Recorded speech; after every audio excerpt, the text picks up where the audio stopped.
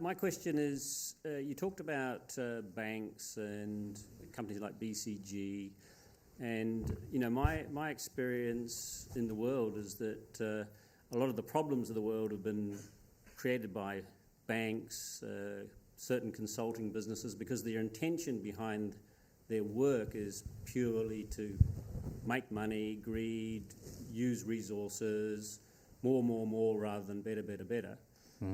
And then is there any evidence that the slow revolution is actually creating wisdom, that these organizations are actually saying, we've got to stop doing this, we've got to stop investing in more mining, more destruction? Yeah. I think that the short answer is that yes, there is. I mean, it's hard to measure that sort of thing. It's hard to measure wisdom. I'm not sure is there a wisdomometer that you've got? We don't have one yet. Will that be going up as we go through the...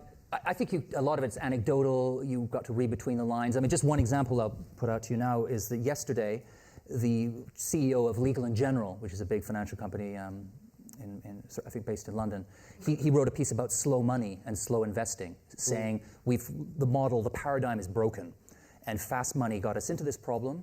I mean, if you look at what happened in the financial crisis, a big part of that was just too much speed. No one had the time or the incentive to see if the engine was overheating. It was all about fast growth, fast profits. And eventually, people at the top are starting to say that. And here's the guy, the head of L&G, saying we need to think longer term with investment. We need to have money that's connected to what it does, that's connected on the ground to people.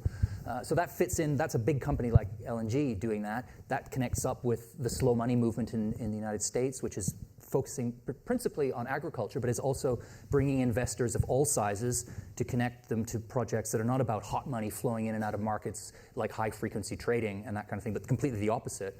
So that's another example. There was and a final one is that a fund manager in London called Gervais Williams wrote a book came out last year, a year before, called Slow Finance, which is very much about this as well. It was pretty well reviewed in The Economist, and it was making that point as well, that money has just got way too fast for its own good, for anyone's good, in fact. And so the conversation is happening. The next thing, of course, is to move from the conversation and the rhetoric to putting it into practice. But just in a bigger sense, I feel optimistic, I think, partly because the new generation coming up have a very different view of things. I think young people coming into the workforce now are looking at what the boomer generation had and thinking, I'm not sure if I really want that. I'm not sure if I want to sacrifice my health, my dreams, my soul on the altar of what? A big pension pot and a corner office? I don't think so. So they're looking for something different. And that is coming up from the bottom. It's bubbling up from below, and it's forcing change as well. And then you might even argue that there's a pincer movement demographically, because at the top, the boomer generation are getting old now, let's face it. They're not so... It can't do an 80, 90-hour week so easily. So some of those things are demographically are changing, culturally are shifting. I feel like the tectonic plates are shifting, but as with any tectonic shift, you see a few cracks in the surface, then more cracks. You've got to interpret the cracks. You've got to help them in this case. We're not there yet by any stretch of the imagination, but I do think that we can turn this around, and enough intelligent, inspired people are starting to do that in the right jobs, in the right companies.